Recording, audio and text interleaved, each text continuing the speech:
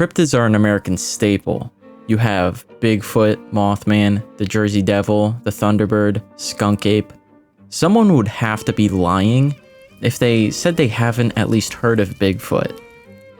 And if for whatever reason you don't know what a cryptid is, the Webster Dictionary defines cryptids as an animal such as Sasquatch or the Loch Ness Monster that has been claimed to exist but never actually proven to exist. However, there are specific things, mostly folklore, that aren't really categorized as cryptids. However, they fall under the definition, but we'll ignore that because that's a weird gray zone. The bottom line is, if you didn't know, you know now. And if you did know, you just listen to me ramble for a bit. Cryptids are a fascinating topic because you have thousands of people claiming they saw any number of cryptids a year and they swear to it. Obviously, some are lying for attention. That's a truth we have to face in this thing, this group. You have gift shops and stuff that just capitalize. Then you have enthusiasts and entire fandoms. Genuine scientists who specifically went to school to study and investigate the existence of some of these things. But you have to take those people with a grain of salt as well. It's mind-blowing how big the entire thing is. Of course, there are more popular cryptids than others, but as time goes on, and thanks to the internet, cryptids are getting talked about more than ever before. Today, we aren't here to talk about Bigfoot because that would be its own video outright. We are here to talk about the lesser known ones. These aren't super obscure, but I pretty much just threw them in a roulette wheel, spun it 4 times, and then took whatever I got. Anyways, I rambled on enough. Let's get into 4 random cryptids that I thought were interesting enough to put in a roulette wheel. In 1887, 2 lumberjacks claimed to have seen a mysterious creature in the woods. They described it as a monster with the head of a canine with blue or amber eyes, with a howl that sounded like a yelling human. Not only that, but it walked upright on its 2 hind legs as if it were human, and its torso was described as man-like. The creature was dubbed the Michigan Dogman, and it has been reported quite a few times since its first occurrence in 1887. The Dogman has a 10-year cycle, with each year it was sighted ending in 7. So 87, 97, 07, kind of like how Pennywise is sighted every 27 years. I think this was added to possibly add a mystique to it because in a second you'll see why it doesn't really make any sense. In 1937, the Wolfman was spotted in Paris. Not the cool Paris, it was Paris, Michigan. A man named Robert Fortney was attacked by 5 wild dogs, and he claimed one of the dogs was on his hind legs, which, even if it wasn't the Dogman or any cryptid, that's horrifying. And a year later, while fishing, a man saw a wild dog standing tall on its 2 legs off in a distance, which already breaks the 10-year rule I mentioned before. Then a few non-specific reports throughout the 50s in Allegan County and the 60s in Manistee and Cross Village. In the 90s, a man only described as Ben claimed to see the Michigan Dogman 3 times. In 1993, once again breaking the stupid rule, he saw it in his parents' driveway on Lakewood Drive, which he said was a dog standing on its hind legs, and he screamed and it ran away. In 1994, someone reported that they hit a large animal with their car, and when it got out to check the damage, there was no body of a deer or anything. There was only a chunk of gray fur in the grill of the car. All of these sightings are very similar to other creatures like the Beast of Bray Road, but to be fair, there's only so many ways you could say you saw a man with a dog head off in a distance. They're pretty much just regurgitating the same story of seeing a werewolf. These are pretty much just typical werewolf sightings, but in Michigan. Some think the Dogman is the extinct direwolf, or even a secret government experiment that escaped. People claiming an unidentified creature as an escaped lab experiment is extremely common, but you can't really blame them considering the screwed up stuff the government has done and will continue to do. You can't be serious. The bottom line is, if the government were able to make a half man, half wolf hybrid, they would. Like, that's clear and cut. So yeah, to sum it up, he's a werewolf in Michigan, and if you live in Michigan, prepare your cameras for 2027, or maybe take a gun out and try to kill this bastard.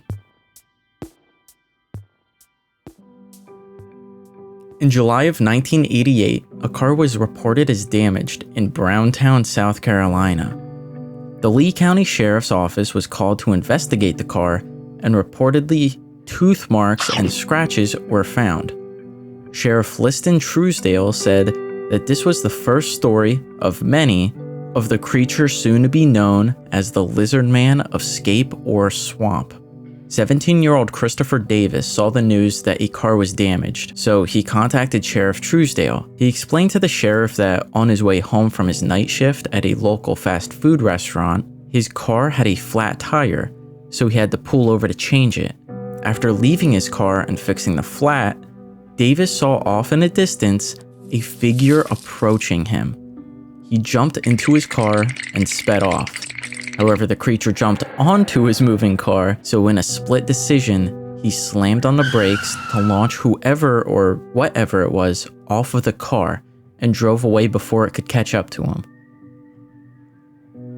Davis described the creature as a 7-foot-tall green and wet-like creature. It had 3 fingers, red eyes, and lizard skin with snake-like scales. Obviously, the first question that comes to mind is how he even saw all of those details through what sounded like absolute chaos. But even if we ignore that, I can now mention that he waited 2 whole weeks to tell Sheriff Truesdale, or anyone. After this story, now that there was a description of the beast in the swamp, media coverage was heavily encouraged, most likely because of the revenue it could possibly bring to the town, as it was described as good for the community. With the media coverage being as heavy as it was, the Lizard Man became a local sensation, and more stories flooded in, and even the radio station WCOS put a $1 million bounty on the lizard, which caused even more stories to flood in, which I'm going to avoid because they're all pretty much hoaxes and people just wanted the money. And they would just report to the police that they killed it, and it's wild. Finally, towards the end of the summer, the cases slowed down because the news had to move on to other stuff. I don't like getting into whether cryptids are real or not because frankly, I believe it ruins the fun. This one was just pissing me off because there are 1,000 questions you could just think of that just shatters the initial story. And I don't have a problem with hoax creatures. The story just kind of sucks. Davis wouldn't have been able to see whatever was in the woods, and in his own words, it was 2 a.m. with no lights. There wasn't even enough time to shine any headlights or a flashlight on anything. And the most damning evidence that it was a hoax is that Davis's car wasn't even damaged. As I did more research, it was pretty evident that it was just a case of some dude lying, and whatever, that's most stories, and they could be fun. I think the whole thing is fun and interesting, and the creature itself is cool. The idea of a town just inventing this creature and running with it for the summer is fascinating. And that's the most interesting part about this. And I am sorry if anybody's a big fan of this creature.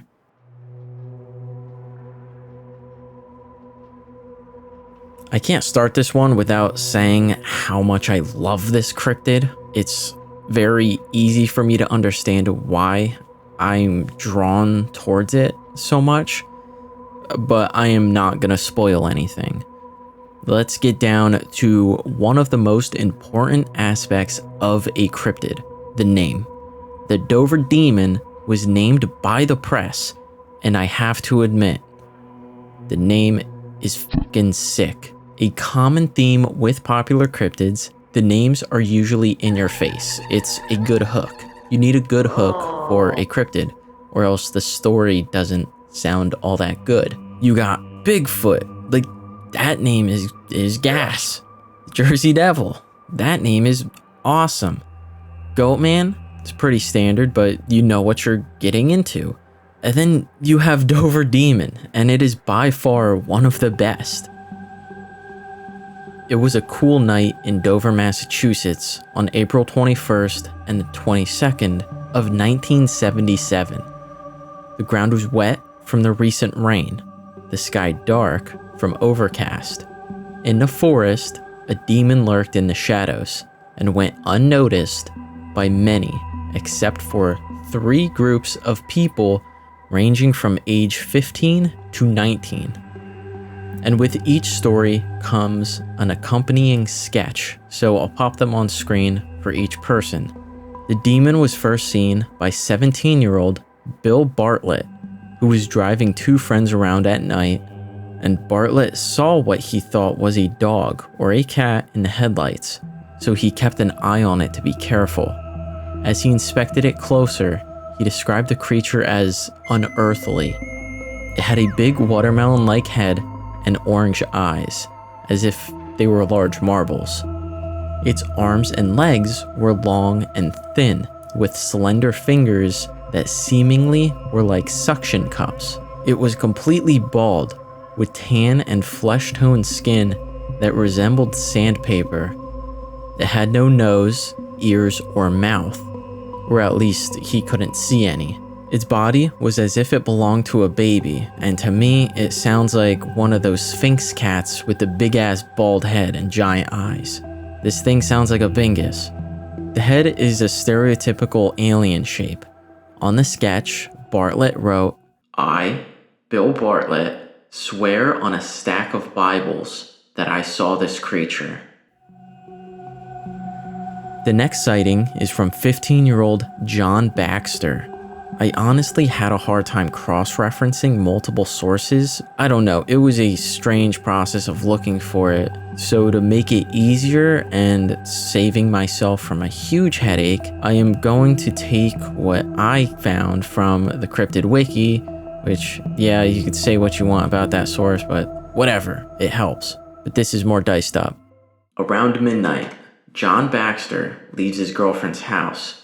Then, Baxter starts walking up the street on his way home. Half an hour later, he observes someone approaching him.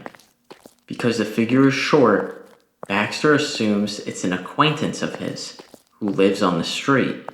Baxter and the figure continue to approach each other until it stops. Baxter then halts as well and asks, "Who is that?"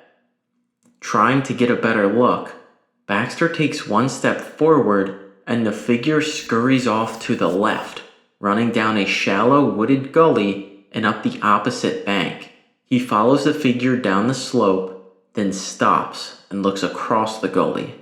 There, he sees the creature, its silhouette standing about 30 feet away, its feet molded around the top of a rock several feet from a tree.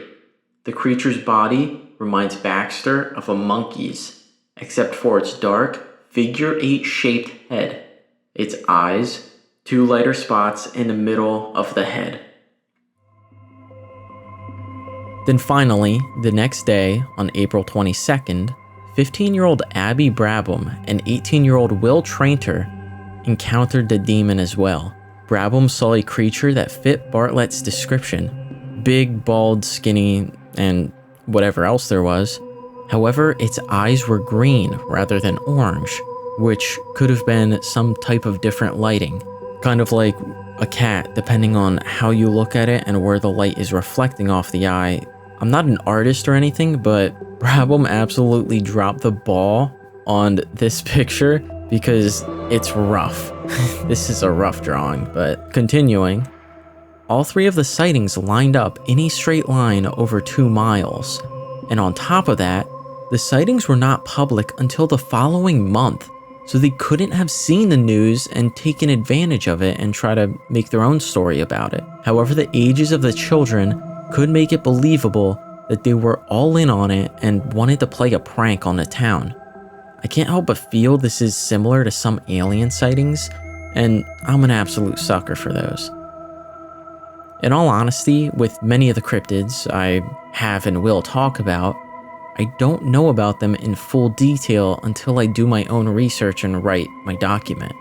However, this easily tops the charts for me because it doesn't seem as muddied as a lot of cryptids. Like, a lot of cryptids, their stories kind of suck. I love alien stuff, and you could kind of see that with my Flatwood Monster video, and I'm a little biased. Go watch that if you're interested. Before I jump into this next cryptid, go ahead, like the video if you want to, and subscribe if you feel like it. It means a lot. Thank you. In 1955, in the town of Loveland, Ohio, a businessman was driving down an unnamed road when he spotted a 4-foot-tall figure with leathery skin and a frog face. In another version, he was heading out of Branch Hill when he saw 3 figures on their hind legs, each 3 to 4 feet tall with leathery skin and frog faces. In a third version, one, presumably the leader, held a wand over its head that fired sparks. And as soon as I read that, I immediately pictured the frog from Adventure Time. This was the start of the short but very strange story of the Loveland Frog. A couple decades later, in 1972, Officer Ray Shockey of the Loveland Police Department was on Riverside Drive and spotted a strange-looking animal run past his headlights in the road. The animal was 3 to 4 feet long and about 50 to 75 pounds with leathery skin. It crouched like a frog, however when it climbed over the guardrail, it stood up on their hind legs. This lines up with the description of the Loveland Frog. 2 weeks later, another Loveland police officer, Mark Matthew, reported seeing a similar unidentified animal. Matthew saw the animal crouching along the road in the general area of Officer Shockey's sighting. However, Matthew wasn't screwing around. Because of the story he heard from Shockey, like an absolute badass, he drew his gun and just shot the animal right there. Matthews, being a ruthless barbarian, picked up the body and brought it back to the trunk to confirm with Shockey that it was the same animal he saw weeks before. Shockey did indeed confirm it was the same animal, and Matthews told an author about the incident for a book about urban legends to clear the whole thing up. However, the author removed the part where Matthews said that the animal that was spotted was without a doubt a 3 to 4 foot iguana missing its tail, and not some crazy 4 foot tall wizard frog. Despite the author being a douchebag, Matthews called into WCPO TV and once and for all confirmed that Shockey's sighting was simply an iguana. Of course, the 1955 sighting is still a real mystery, but Shockey and Matthews' case is closed, and that was the biggest part of this cryptid. Edgar Slotkin, a professor at the University of Cincinnati folklore, compared the Loveland Frog to Paul Bunyan, which is a huge reach. Paul Bunyan is an actual American and Canadian icon, and this stupid, ugly frog fraud isn't anywhere near what Paul Bunyan and Babe the Big Blue Ox is. This had nothing to do with this entry. That just pissed me off. Edgar Slotkin, I'm letting it go. And that does it for this one. Like I said before, I just selected these ones out of random, but if you feel like it, throw some suggestions in the comments and maybe I'll get to them. For bigger ones, I like to dedicate specific videos for them, like I did with Mothman and Flatwood's Monster. These small ones, I like just condensing them. If you have any suggestions, like I said, they would be appreciated. If you liked the video, go ahead and like it, and if you didn't, just let me know in the comments. And while you're there, give me suggestions. Maybe let me know if I missed anything. Please go ahead and subscribe if you feel like it. Thank you for watching. Drive safe, sleep good, enjoy your day at work or whatever else you are doing today. And I hope to see you in the next one.